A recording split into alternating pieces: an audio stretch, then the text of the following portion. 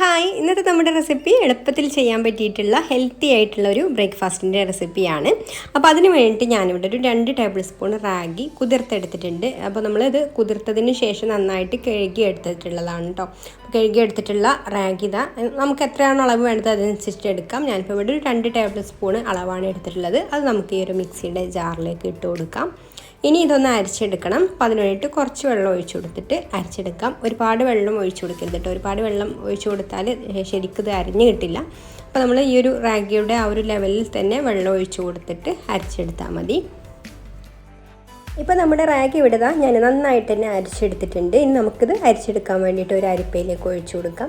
പിന്നെ ഇതിലേക്ക് കുറച്ച് വെള്ളം കൂടെ ചേർത്ത് കൊടുക്കുന്നുണ്ട്. നമ്മൾ മിക്സിയുടെ ജാറിലും അതുപോലെ തന്നെ അടപ്പിലൊക്കെ ഒരുപാട് റാഗിയുടെ പൊടികളുണ്ടാവും. അപ്പോൾ അതൊക്കെ ഒന്ന് കിട്ടാൻ വേണ്ടിയിട്ട് കുറച്ച് വെള്ളം ഒന്ന് ചുഴറ്റിയിട്ട് അതും കൂടെ ഇതിലേക്ക് ഒഴിച്ചു കൊടുത്തിട്ട് ഒന്ന് അരിച്ചെടുക്കാം.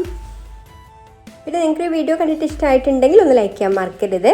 അതുപോലെ തന്നെ ഈ ചാനൽ സബ്സ്ക്രൈബ് ചെയ്യാതെ കാണുന്ന കൂട്ടുകാരാണെങ്കിൽ ഒന്ന് സബ്സ്ക്രൈബും കൂടെ ചെയ്തിട്ട് സപ്പോർട്ട് ചെയ്യണം കേട്ടോ.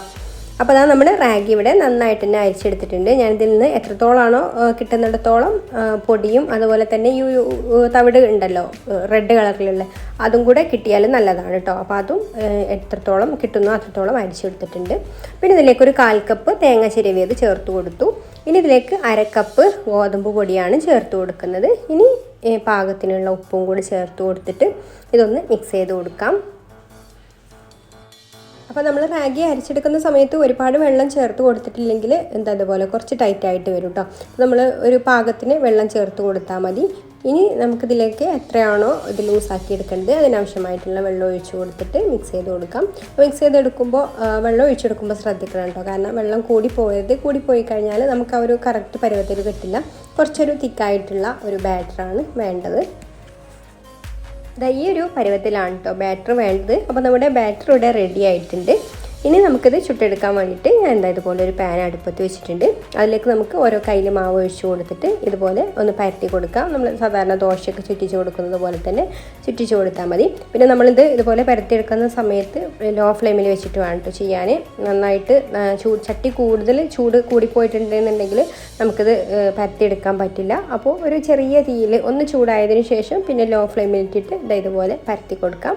എന്നിട്ട് നമുക്കിതൊരു 1.5 മിനിറ്റ് 1 മിനിറ്റൊക്കെ ഒന്ന് അടച്ചു വെക്കാം കേട്ടോ. കനം കുറച്ചിട്ട് പരത്തിയെടുക്കുകയാണെന്നുണ്ടെങ്കിൽ പെട്ടെന്ന് തന്നെ കുക്കായിട്ട് കിട്ടും. അത്രക്കൊന്നും സമയം വേണ്ടി വരില്ല. ഇനി നമുക്കിതൊന്ന് മറിച്ചിട്ട് കൊടുക്കാം. മറിച്ചിട്ടിട്ട് വേണമെങ്കിൽ ഇനി നെയ്യോ ഓയിലോ എന്തെങ്കിലും ആക്കണം എന്നുണ്ടെങ്കിൽ ഈ ഒരു സമയത്ത് ആക്കി കൊടുക്കാം കേട്ടോ. അങ്ങനെയൊക്കെ ആക്കി കൊടുത്തിട്ട് കുറച്ചും കൂടെ മൊരിപ്പിച്ചിട്ട് കഴിക്കുകയാണെന്നുണ്ടെങ്കിൽ കറിയൊന്നും ഇല്ലാതെ തന്നെ നമുക്ക് കഴിക്കാം. അല്ലെങ്കിലും ഇതിലേക്ക് തേങ്ങ ഒക്കെ ചെറിയത് ചേർത്തതുകൊണ്ട് കറിയുടെ ആവശ്യമൊന്നുമില്ല കേട്ടോ. അങ്ങനെ ഈ ഒരു സൈഡും കൂടെ മൊരിഞ്ഞ് വന്നാൽ നമുക്കിത് എടുക്കാം.